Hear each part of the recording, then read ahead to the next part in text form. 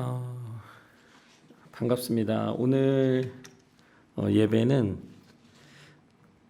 진짜 완전 비대면 예배로 드리게 되었습니다. 그래서 저와 이제 우리 사모님과 두 명이 오늘 예배당에 나와서 또 함께 예배하는 분들을 위해서 또 촬영하면서 이렇게 영상으로 예배를 드리고 있습니다. 우리가 비록 한 곳에 다 모이지는 못했지만 또 주님께서 동일한 은혜로 또 한 성령 안에서 우리를 예배 안에서 묶어주시기를 바라고 기도합니다. 오늘 함께 보실 말씀은 누가복음 10장 21절입니다.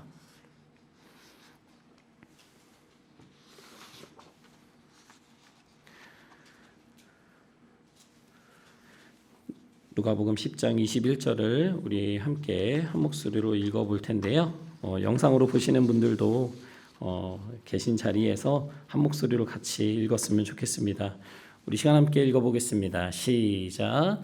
그때에 예수께서 성령으로 기쁨에 차서 이렇게 아뢰었다.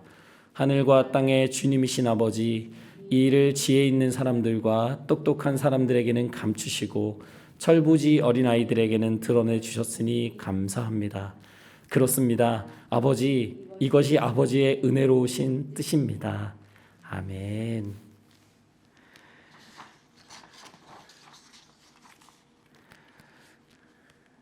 오늘 말씀을 나누기 전에 한번 오늘 말씀의 제목을 함께 읽어봤으면 좋겠습니다. 제목이 좀 재밌거든요. 그래서 먼저 오늘 제목을 읽고 우리 함께 말씀을 이야기를 통해 나눠보도록 하겠습니다. 우리 함께 읽어볼까요? 시작. 철부지를 부르시는 하나님. 여러분, 철부지라는 단어가 오늘 함께 읽은 본문 말씀에 등장합니다. 철부지 어린아이라고 하는데요. 보통 우리가 철부지라고 하면 철이 없는 사람들을 얘기하잖아요. 그래서 아우 참 철이 없다. 왜 이렇게 철부지 같니? 이런 이야기를 종종 듣곤 합니다. 저는 어릴 때 부모님께 그런 이야기를 많이 듣지는 않았던 것 같은데요. 철부지란 단어는 아니어도 오히려 결혼하고 나서 이제 아내를 통해서 그렇게 참 철이 없다 그런 비슷한 말을 많이 듣곤 합니다. 그런데 그것이 단순한 잔소리가 아니라 제가 인정할 수밖에 없는 이제 나이가 이제 점점 들어가는데도 여전히 철이 없는, 그런데 이상하게도 나이가 더 많이 들어도요 여전히 막 50, 50, 60 70살이 돼도 철없이 행동하는 남자들이 많은 걸로 압니다. 오늘의 제목은 철부지를 부르시는 하나님입니다. 지난 시간을 통해서 제자라면 정말 자신의 삶을 주님 앞에 내어놓고 자기를 부인하고 날마다 자기 십자가를 지고 주님을 따라야 한다. 그렇게 살아야만이 제자의 길을 걸을 수 있다라고 말씀을 드렸습니다. 누가복음은 다른 복음서들과 똑같이 예수님의 행적, 예수님이 하신 일들을 이야기하고 있지만 조금 더 제자들을 향해서 제자들을 가르치시고 제자들을 세워주시고 그 제자들을 통해서 하나님의 일을 이루시는 그 예수님의 모습, 이야기가 더욱더 강조되어 나타나는 것 같습니다. 지난 여러 번 말씀을 드렸는데요. 예수님의 제자는 우리가 12제자 이렇게 이야기를 하지만 실제로 제자들은 더 많았습니다. 오늘 10장은 72사람, 72명이죠. 주님께서 72명의 제자를 사람을 세우셔서 예수님께서 가시려고 하는 그곳으로 미리 앞서 보내십니다. 2명씩 짝지어서 둘이 2인 1조로 세워서, 그러니까 거의 36조겠죠. 36조를 만들어서 2명씩 먼저 예수님이 가실 곳에 먼저 제자들을 보내십니다. 그러면서 예수님께서 이렇게 말씀하시죠. 추수할 것은 많다. 거둬들일 것이 너무나 많은데 그것을 거둬야 할 일꾼들이 없다. 농부들이 없다. 그러니 너희들은 이것을 거둬들이는 그 추수하는 주인에게 일꾼 좀 보내달라고 부탁해라.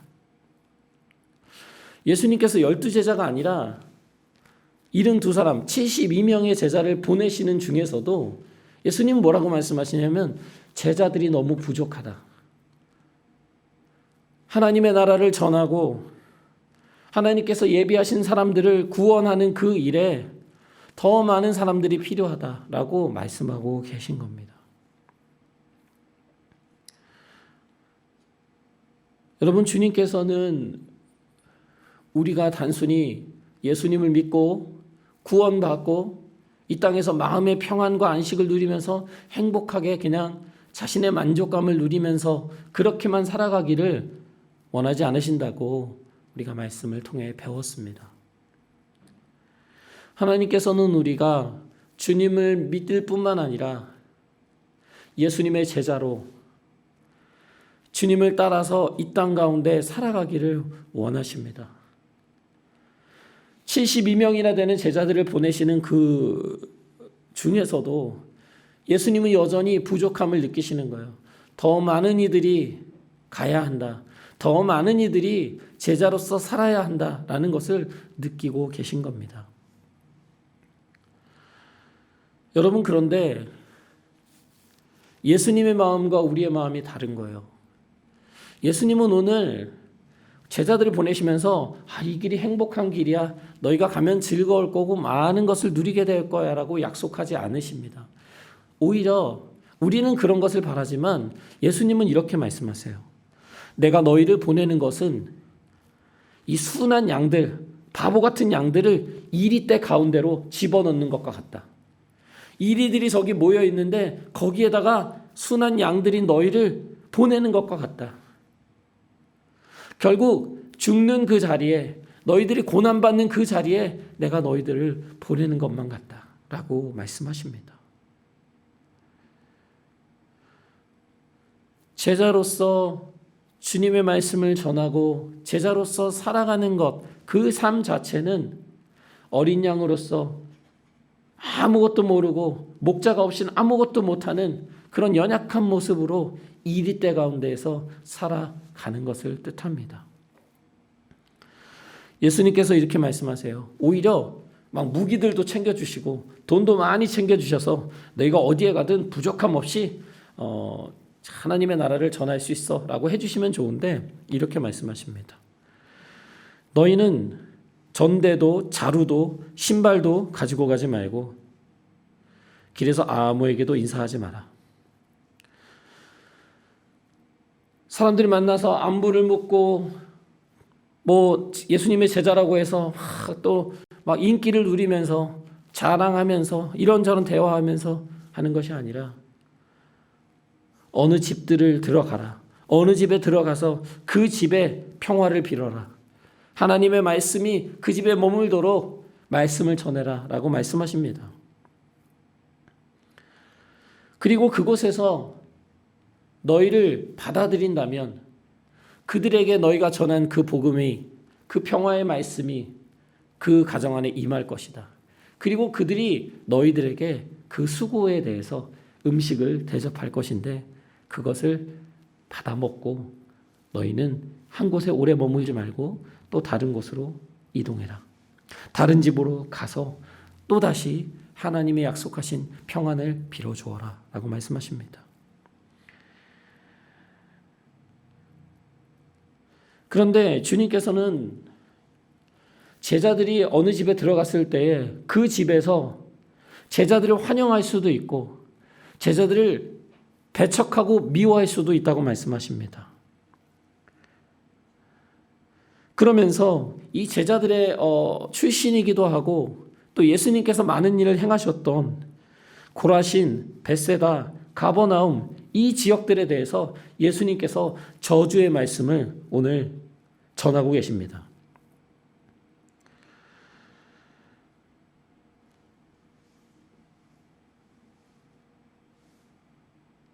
고라시나 너희에게 화가 있다.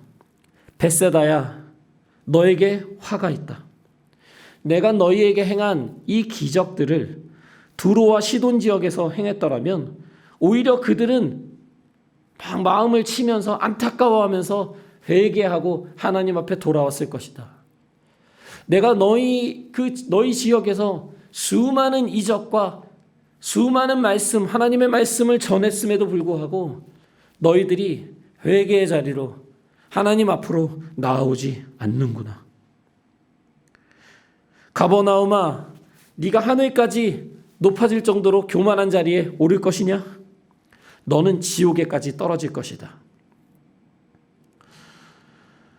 예수님께서 제자들을 보내시는 이 지역들은 하나님께서 많은 일을 행하신, 주님께서 많은 일을 행하신 곳입니다. 고라신, 벳세다, 가버나움, 갈릴리 북부에 위치한 곳이죠. 굉장히 익숙한 곳입니다. 그렇지만 그 지역에 사는 사람들이 하나님의 말씀을, 제자들을 받아들이지 않을 것이라는 말씀을 오늘 예수님께서 하시는 겁니다.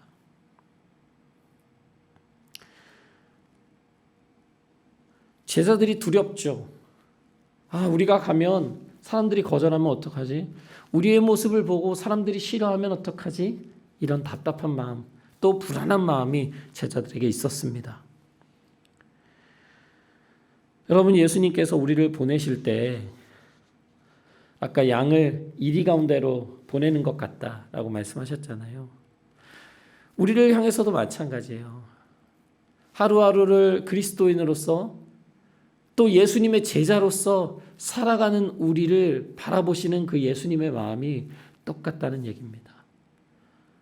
어디에서 이리떼들한테 공격을 당하지는 않을까? 누가 우리를 이용해 먹지는 않을까? 누가 우리를 해하지는 않을까? 예수님께서 조심조심스러운 모습으로, 안타까운 모습으로, 안타까운 눈으로 우리를 바라보고 계신다는 겁니다. 그런데 예수님께서 오늘 이런 제자들에게, 이런 불안해할 수 있는 제자들에게 한 가지 위로, 격려의 말씀을 전해주십니다. 그것은 무엇이냐면 16절의 말씀이에요. 누구든지 너희의 말을 들으면 내 말을 듣는 것이요. 누구든지 너희를 배척하면 나를 배척하는 것이다. 그리고 누구든지 나를 배척하면 나를 보내신 분, 하나님을 배척하고 멀리하는 것이다.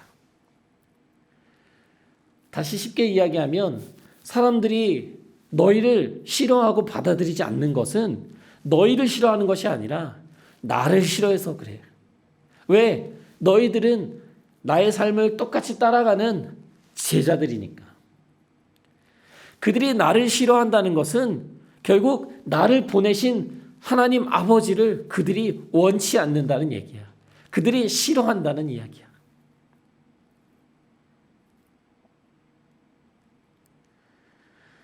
두 명씩 짝을 지어서 가는 곳에 예수님께서 실질적으로 함께 하시지는 못하지만 그들이 하는 말, 또 그들이 하는 일, 그들이 섬기는 모든 것들이 곧 예수님께서 하신 그 일이라고 오늘 예수님께서는 제자들에게 말씀하고 계신 거예요. 너희들이 하는 일들은 너희들의 마음에서 나온 어떤 누구를 돕고자 하는 안타까운 마음에서 나오는 돕고자 하는 마음에서 나오는 동정이 아니라 너희가 오늘 하게 되는 일들, 앞으로 하게 될 일들은 내가 이 땅에서 하고자 하는 일들이다. 제자들아, 그 길을 잘 걸어가라 라고 말씀하고 계신 겁니다. 제자들이 다 조를 나눠서 갔습니다. 그래서 어느 집에 들어가서는 환영을 받기도 하고요. 어느 집에 들어가서는 배척을 당하기도 하면서 아픈 사람들이 있으면 기도해주고 귀신 들린 사람들이 있으면 귀신을 쫓아내고 마음의 상처가 가득한 사람들이 있으면 하나님의 말씀으로 그들에게 위로를 해주고 삶의 소망이 없이 왜 살아야 하는지 어떻게 살아야 하는지 몰라서 방황하는 이들에게 하나님의 나라가 무엇인지 어떤 곳인지를 말씀을 통해 전했습니다. 그들이 이 모든 일을 하고 돌아오는데 성경은 이렇게 기록해요. 이 72명의 모든 사람이 기쁨에 차서 돌아와서 예수님께 보고했다. 이들이 놀랐습니다. 주님의 이름을 대면요, 귀신들까지도 우리에게 복종하던데요. 지난번에 제자들이 주님의 능력을 똑같이 행했었잖아요. 오늘 이 72명의 제자들도 똑같이 주님께서 하신 일들을 하고 온 거예요. 아픈 사람들을 고쳐주고 귀신들에게 예수님의 이름으로 명하노니 물러가라 라고 말했을 때 귀신들이 떠나갔다는 얘기입니다. 이들이 너무 놀라고 기뻤던 거예요. 아, 예수님의 이름에 능력이 있구나. 나는 아무것도 아닌데, 나는 특별한 사람이 아닌데, 나는 흠 많고 연약한 사람에 불과한데 예수님께서 나를 보내셔서 그냥 갔을 뿐인데 주님의 이름에 귀신들까지도 벌벌 떨고 두려워하는구나. 이때 주님께서 말씀하십니다. 사탄이 하늘에서 번개불이 떨어지듯이 번개불처럼 떨어지는 것을 내가 보았다. 보아라, 내가 너희에게 뱀과 전갈을 밟고 원수의 모든 세력을 누를 권세를 주었으니 아무것도 너희를 해하지 못할 것이다. 그러나 귀신들이 너희에게 굴복한다고 해서 기뻐하지 말고 너희의 이름이 하늘에 기록된 것을 기뻐해라 라고 말씀하십니다. 여러분, 제자들이 이렇게 주님께서 행하신 큰 일들을 행한 것도 굉장히 놀라운 일이지만 예수님께서는 그보다 더 기쁜 일은 무엇이냐면 나의 삶을 따르기로 결단하고 자기를 부인하고 십자가를 날마다 지면서 그 길을 가기 원하는 너희들의 이름이 하늘에 기록된 것으로 더욱 기뻐하라는 거예요. 여러분, 우리가 예수님을 믿고 예수님의 길을 따라가려고 하는 제자들입니다. 우리의 삶에 어떤 일을 행하고 또 주님께서 우리의 삶에 어떤 능력과 은혜와 기적들을 행하시는 것도 너무 기쁜 일이고 간증거리고 중요하지만 우리의 삶을 온전히 주님 앞에 내어드리고 제자로 살기를 결단한 우리들에게 하늘나라에 이름이 기록될 수 있는 그 크신 은혜가 주어진다는 것 여러분이 기억하시기 바랍니다. 그것이 우리의 기쁨의 시작이에요. 이 땅 가운데서 어떤 일을 행하고 어떤 능력이 나타나는 것도 중요하겠지만 그것보다 우리의 삶을 주님 앞에 온전히 내어드렸을 때 우리의 이름이 하늘에 기록되었다는 거예요. 이때 예수님께서도 너무 기쁘셨어요. 성경은 성령으로 기쁨에 차서 예수님께서 이렇게 하나님 앞에 고백하셨다라고 기록합니다. 예수님의 고백은 이렇습니다. 오늘 우리가 함께 읽은 21절의 말씀이죠. 하늘과 땅의 주님이신 아버지, 이 일을 지혜 있는 사람들과 똑똑한 사람들에게는 감추시고 철부지 어린아이들에게는 드러내 주셨으니 감사합니다. 그렇습니다, 아버지. 이것이 아버지의 은혜로우신 뜻입니다. 예수님은 너무 기쁘셨잖아요. 왜 기쁘셨냐면 하나님 나라의 비밀, 그 비밀을 하나님께서 지혜 있는 사람들, 똑똑한 사람들, 자신이 모든 것을 안다고 생각하는 사람들, 자신이 하나님을 올바로 믿고 있다고 생각하는 사람들에게는 감추셨지만 오히려 철부지 같은 어린아이들, 지혜도 부족하고 똑똑하지도 않고 가진 것도 없는 이 연약한 72명의 제자들에게, 또 이러한 사람들에게는 하나님께서 그 하나님의 뜻, 하나님의 나라에 대한 비밀을 알려주셨으니 그것이 너무 감사하고 기쁘다고 예수님께서 말씀하시는 거예요. 그러면서 이것이 아버지의 은혜로운 뜻입니다 라고 예수님 고백하십니다.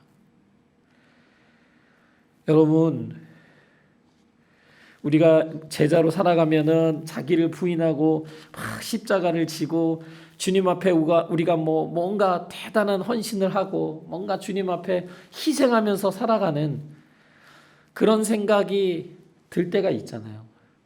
우리가 뭔가 주님을 위해서 하는 것 같고 해야 될 것 같고 또 그렇게 살면 막 고생스러울 것 같고 그런 마음들이 우리 안에 들 때가 있습니다. 제자로 살아간다는 것, 십자가를 지고 산다는 것 되게 부담으로 다가올 때가 참 많아요. 근데 여러분, 오늘 주님께서는 이렇게 말씀하세요. 우리가 잘났거나 우리가 똑똑하거나 우리가 뛰어나서 하나님께서 우리를 부르시는 것이 아니다. 우리가 가진 것이 많아서 하나님께서 우리를 부르셔서 너 가진 것 많으니 그것 가지고 나를 좀 섬겨줄래? 그것 가지고 하나님의 나라를 위해서 일해줄래? 우리의 재능, 우리가 가지고 있는 재정, 능력, 그래서 뛰어난 사람들이 우리를 부르셔서 그래, 너희들 정도면 나의 제자가 될 수 있어 라고 말씀하시는 게 아니라는 거예요. 오죽하면 철부지 어린아이와 같은 이들이라고 말씀하셨겠어요. 여러분, 우리는 제자로 살아가는 것에 대해서 다시 생각해 봐야 돼요. 고난의 길, 어려운 길을 우리가 헌신하면서 결단하면서 가는 게 아니고요.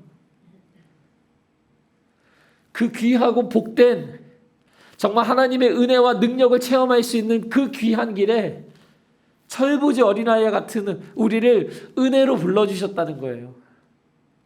제자로 우리를 불러주셨다는 건 하나님이 우리에게 크신 은혜를 베푸셨다는 이야기라는 겁니다. 온전한 은혜예요. 우리의 능력으로 아니면 우리가 하나님 앞에서 보여준 어떤 행위로 얻어지는 것이 아니라 주님의 크신 은혜로 우리를 제자로 하나님께서 불러주셨다는 얘기입니다.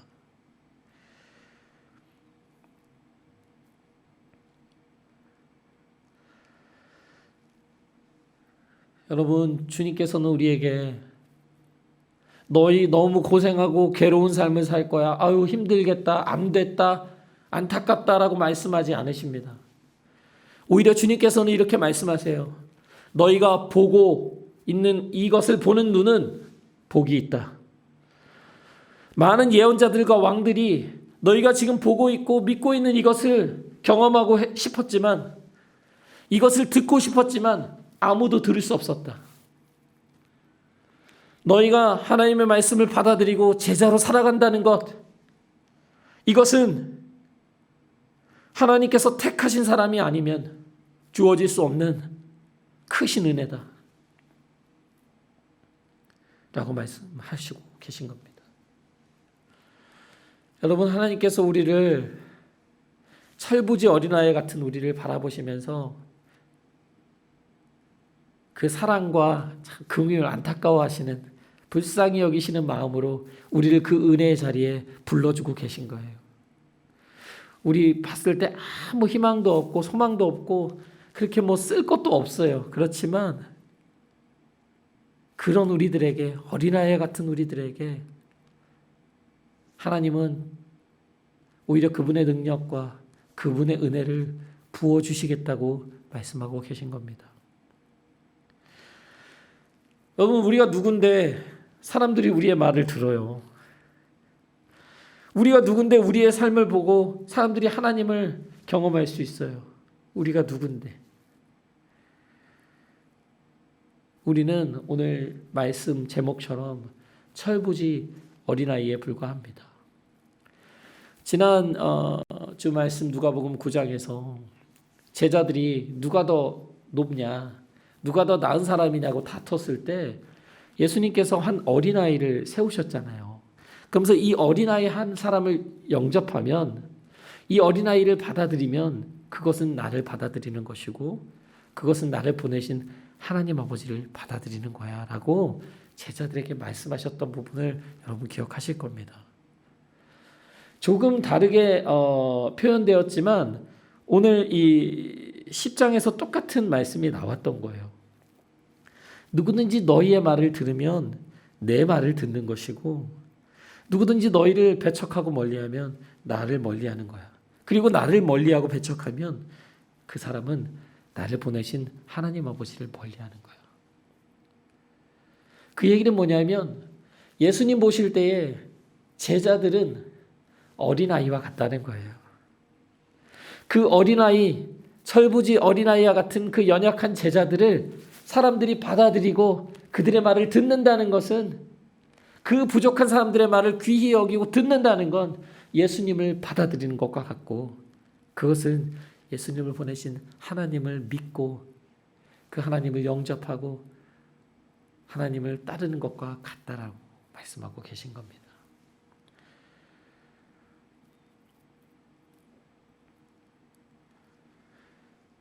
여러분 제자의 자격, 제자의 조건 뭐예요? 어떻게 하면 제자가 될 수 있죠? 누구와 같아야 제자가 될 수 있을까요? 철부지 어린아이 같아야 주님의 제자로 살아갈 수 있습니다. 똑똑하고 지혜롭다고 해서 하나님에 대해서 많이 안다고 해서 주님을 따르는 제자로 살아가는 것은 결코 아닙니다.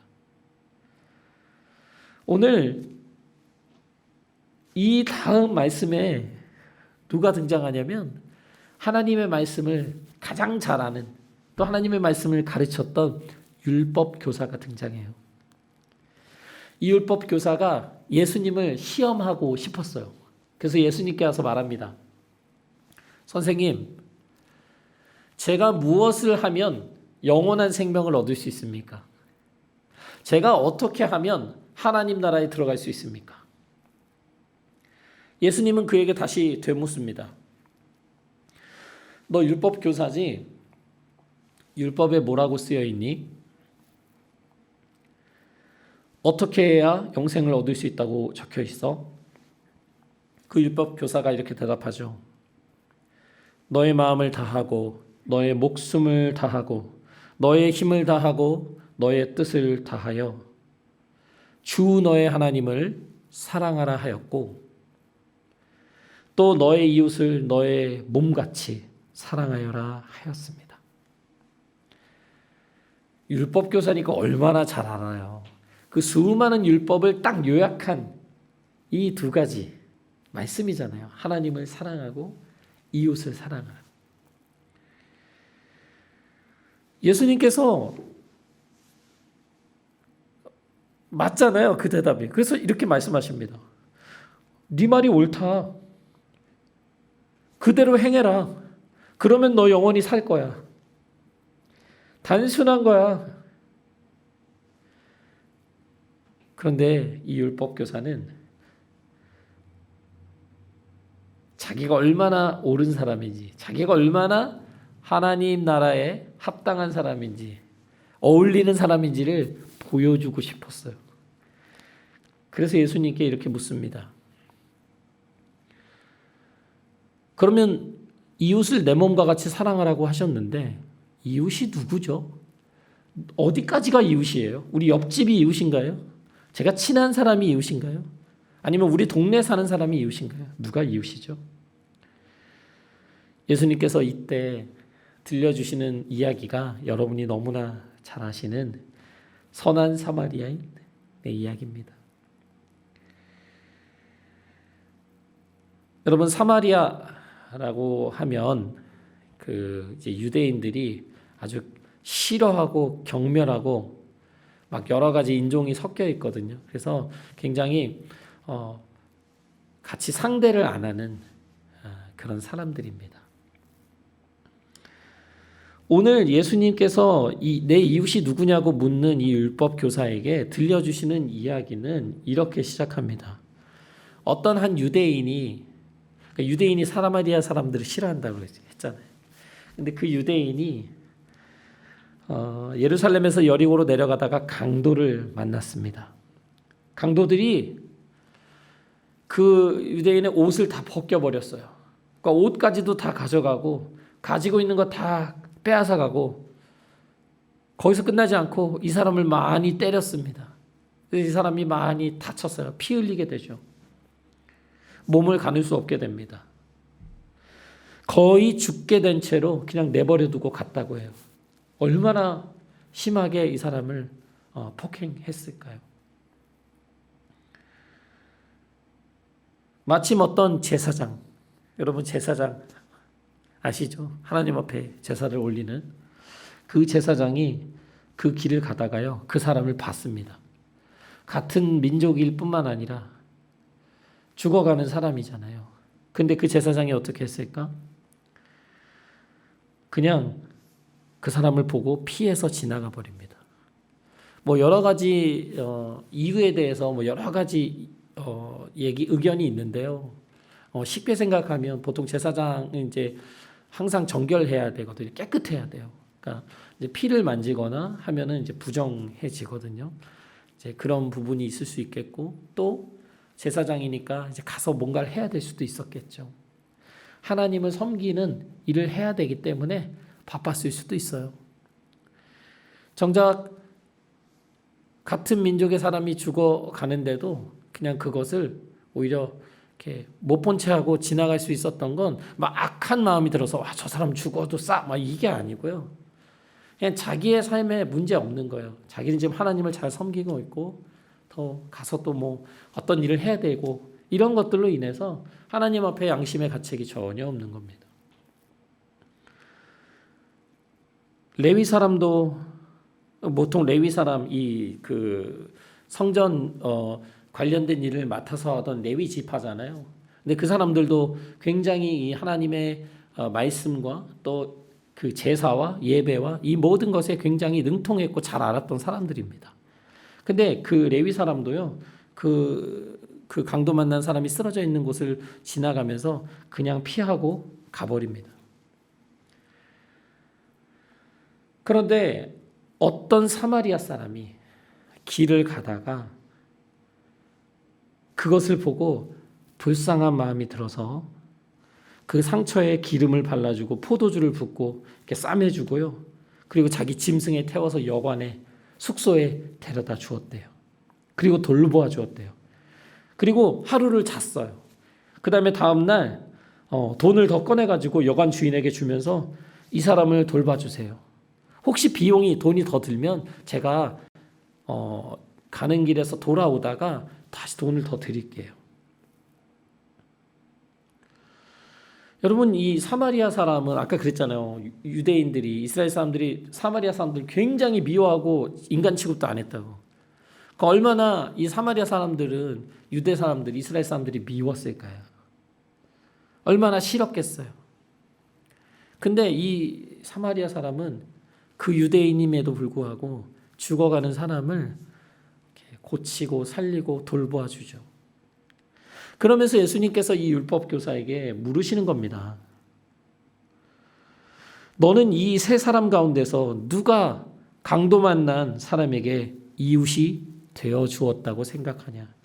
누가 이웃이 되었느냐라고 묻습니다. 그가 대답하죠. 자비를 베푼 사마리아 사람입니다. 예수님께서 다시 말씀하세요.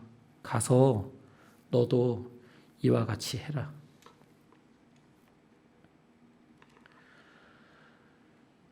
여러분, 율법교사요, 하나님의 말씀을 누구보다 잘 알았습니다. 정확하게 알고 있었어요. 하나님을 사랑하고 내 이웃을 내 몸과 같이 사랑해라. 알고 있어요. 똑똑해요. 그러나 예수님께서 네 말이 옳아. 너 그대로 그렇게 살아. 그러면 너 영원히 하나님 나라에서 영생을 누리면서 살 수 있을 거야. 너의 질문이 해결될 거야. 라고 말했지만 이 율법교사는 정말 하나님을 사랑하고 이웃을 사랑하는 것이 무엇인지 잘 몰랐어요. 아니면 알았음에도 그렇게 살고 싶지 않았던 겁니다. 강도 만난 사람에게 이웃이 되어주었다라고 오늘 얘기하는 것처럼 너도 다른 이들에게 그런 이웃이 되어주어라. 네가 생각할 때는 이웃 같지도 않은 사람이고 상종할 수 없는 사람이지만 그들을 이웃으로 삼고 살아가라.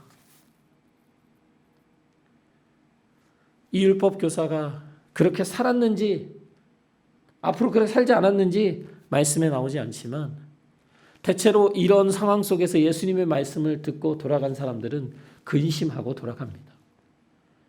그들이 그렇게 살기를 원치 않는다는 얘기예요. 여러분, 오늘의 이야기가 72명의 제자들을 보내시면서 그 정말 양 같은 부족하고 철부지 어린아이와 같은 그 제자들을 통해서 일하시는 그 하나님의 이야기를 통해서 오늘의 이야기가 시작되고 있잖아요. 그러면서 주님께서는 그들이 특별해서 대단해서 제자로 부르신 것이 아니라 연약하고 부족하기 때문에 오히려 어린아이와 같기 때문에 하나님께서 너희를 부르셨고 너희를 제자로 세우셨다. 그것이 하나님의 은혜이고 복이다라고 오늘 말씀하고 계시잖아요.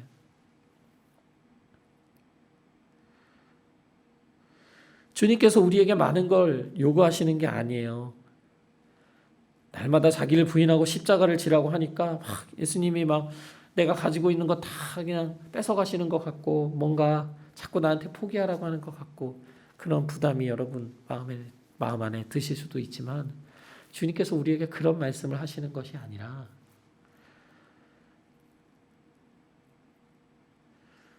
우리를 부르신 그 은혜 앞에 그 거룩하신 하나님 앞에 우리의 온전한 삶을 하나님 앞에 내어 드리라는 말씀입니다. 무엇을 더 가져오고 무엇을 나에게 더 보여주고 하는 것이 아니라 율법교사처럼 내가 무엇을 하면 여기서 이 상태에서 영생을 얻을 수 있을까요? 이런 질문을 던지는 것이 아니라 그대로 나를 따라와라. 하나님 말씀대로 그렇게 살아라. 라고 단순하게 제자로서 살아가라 라고 말씀하고 계신 겁니다. 율법교사 어떻게 보면 이 72명의 제자보다 12명의 제자보다 3명의 수제자보다 하나님에 대해서 더 많이 알아요. 더 깊이 알아요. 그렇지만 절대로 하나님을 따라갈 수 없습니다. 제자로 살아갈 수 없어요. 그 마음 안에 오히려 자기의 기준과 자기의 생각대로 자기의 신앙생활을 해나가고 싶은 거거든요. 하나님 말씀대로 살고 싶지 않아. 내 생각, 내 기준대로 하나님을 믿고 섬기는 것이 이 사람에게 더 중요했던 겁니다. 삶을 온전히 하나님 앞에 내어드리지 못하는 거예요. 온전히 맡기지 못하는 거예요. 주님, 제자로 살아가기를 원합니다. 주님, 나의 삶을 인도해 달라고 온전히 그 삶을 내어드리지 못하는 겁니다. 여러분, 오늘 10장 마지막에는 마르다 그리고 마리아라는 이 두 자매에 대한 이야기가 나옵니다. 근데 오늘 전체 이야기 속에서 같이 한번 이 이야기도 마지막으로 좀 살펴보면 좋을 것 같은데요. 마르다가 언니이고요. 마리아가 동생입니다. 근데 그 집에 초대를 받으셨어요. 예수님께서 어디를 가시든 항상 하나님의 말씀을 전해주시잖아요. 그럼 정말 사람들의 마음을 자유케 하고 그들에게 정말 소망을 주시고 항상 그러셨는데 오늘도 변함없이 이 집에 들어가셔서 말씀을 전하고 계셨습니다. 마리아는요, 이 주님의 발 곁에 앉았대요. 그러니까 바로 옆에 앉아가지고 예수님 옆에서 예수님이 말씀하시는 걸 이렇게 막 귀 기울여서 듣고 있었습니다. 근데 마르다는 예수님이 오셨잖아요. 그거 어떻게 해야 돼요? 대접을 해야 되잖아요. 그래서 막 음식도 요리하고 청소도 하고 너무 정신없는 거예요. 근데 이 마르다 마리아는 예수님과 더 가까웠어요. 굉장히 친했어요. 처음 만난 게 아니거든요. 그래서 너무 속상한 거야. 그래서 예수님, 제 동생이 저 혼자 일하게 두지 마시고 좀 저 좀 도와달라고 도와주라고 예수님 좀 혼내주세요. 좀 얘기 좀 해주세요. 마리아 너무 철이 없어. 어떻게 예수님 오셨는데 뭐 준비해서 좀 드리고 좀 대접해야지. 저기서 얘기만 하고 있고 말씀만 들으면 됩니까? 예수님 좀 혼내주세요. 예수님께서 이렇게 대답하시죠. 마르다야, 너는 많은 일로 염려하고 들떠 있다. 마르다야, 너는 하나님을 섬기는 일이, 하나님을 따르는 일이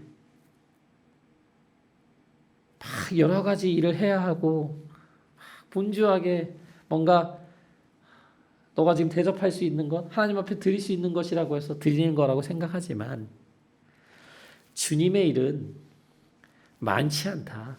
복잡한 것이 아니다. 하나님의 일이란 것은 하나뿐이다. 마리아는 그 좋은 한 가지를 선택한 거야. 그러니 아무도 마리아에게서 그것을 빼앗아가지 못할 거야. 오히려 예수님은 마르다를 책망하고 계신 거예요. 마르다야, 너에게 중요한 것이 뭐야? 너의 생각과 너의 기준으로 하나님을 섬기는 것이 중요한 거야? 아니야.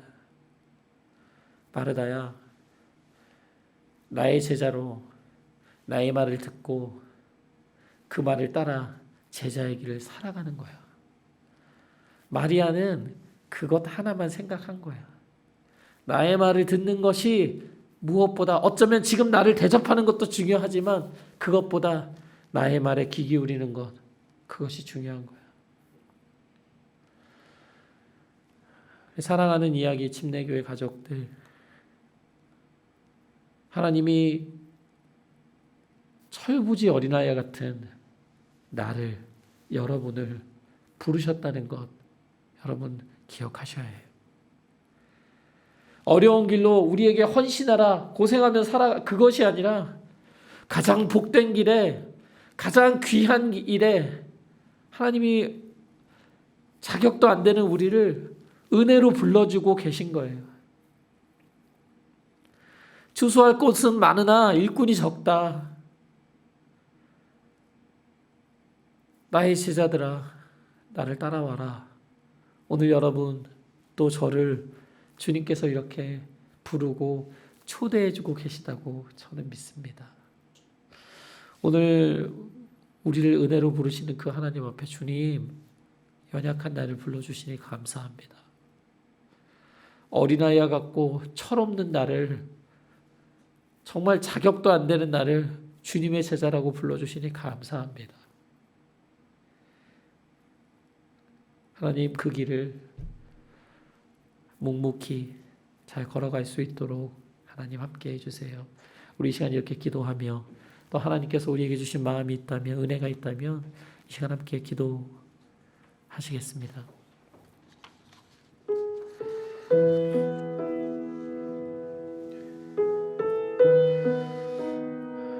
하나님 아버지,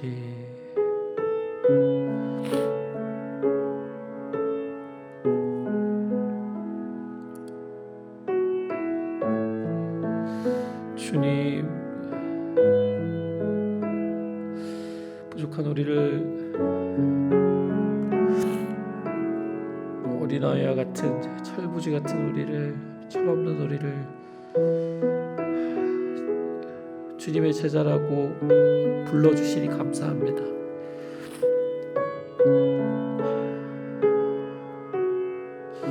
하나님, 그 귀한 부르심에 거절하지 않고 도망가지 않고 기쁨으로, 즐거움으로, 만족함으로 그 길을 따라갈 수 있는 우리들 될 수 있기를 하나님 원합니다.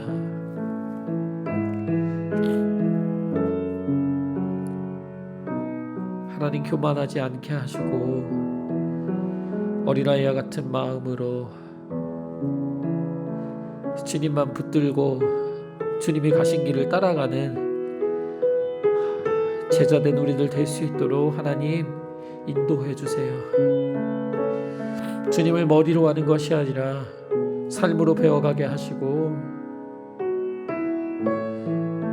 불안하고 두렵고 답답하고 어려운 상황 속에서 오직 붙들 분은, 따를 분은 주님이라는 것을 우리 삶을 통해 더 배우기를 원합니다. 주님을 따라가는 우리들 될 때에 하나님, 주님께서 하기 원하시는, 주님께서 바라시는 그 귀한 은혜의 역사들이, 구원의 역사들이 일어날 줄로 믿습니다. 하나님, 우리 귀한 이야기 침례교회 가족들, 주님 주의 은혜로 붙들어 주시옵소서. 멀찍이 주님과 거리를 두르고 살아가는 것이 아니라 주님의 제자로 우리의 삶의 열쇠를 주님 앞에 드리고 주님을 온전히 따라가는 우리들 될 수 있도록 하나님 인도하여 주시옵소서. 우리 안에 부족한 마음들, 연약한 마음들, 죄의식들, 자신의 동굴에서 빠져나오지 못하는 마음들 주님 벗어나게 하시고, 주님의 부르심에 모든 걸 내어 던지고 따랐던 주님의 제자들처럼 주님만 붙들고 주님만 의지하는 우리들 될 수 있도록 하나님 인도하여 주시옵소서. 오 주님, 주님의 은혜가 얼마나 크신지 주님의 길을 따라가면서 더욱더 많이 경험하기를 원합니다. 하나님, 연약한 우리를 불러주신 그 큰 은혜에 우리가 기꺼이 응답하며 살아갈 수 있도록 하나님 인도하여 주시옵소서. 하나님, 그런 교회가 되게 하여 주시옵소서. 주님을 온전히 따라가는 교회 될 수 있도록 하나님 인도하여 주시옵소서. 오 주님, 주의 그 길로 덮어 주시옵소서. 주의 보혈로 날마다 새롭게 하여 주시옵소서. 성령의 은혜로 덮어 주시옵소서. 오 주님, 오 주님, 오 주님, 주님.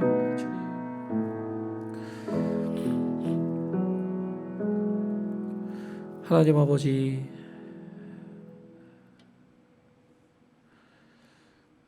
내가 잘나서, 내가 특별해서 주님을 믿고 주님을 섬긴다고 착각했던 우리의 마음을 용서하여 주시옵소서. 하나님, 너무 연약하고 부족하고 혼자서는 아무것도 할 수 없는 사람들이기에 주님께서 우리를 불러주시고 하나님을 알게 하시고 주님의 제자로 세워주심을 믿습니다. 하나님, 우리 귀한 이야기 침례교회 가족들 모두 어린 양과 같이, 철부지 어린아이와 같이 부족하지만 주님을 더 알아가기 원하고 주님의 제자로서 온전히 살아가기를 원합니다. 주님의 우리의 삶을 인도하여 주시옵소서. 감사하고 예수님의 이름으로 기도했습니다. 아멘.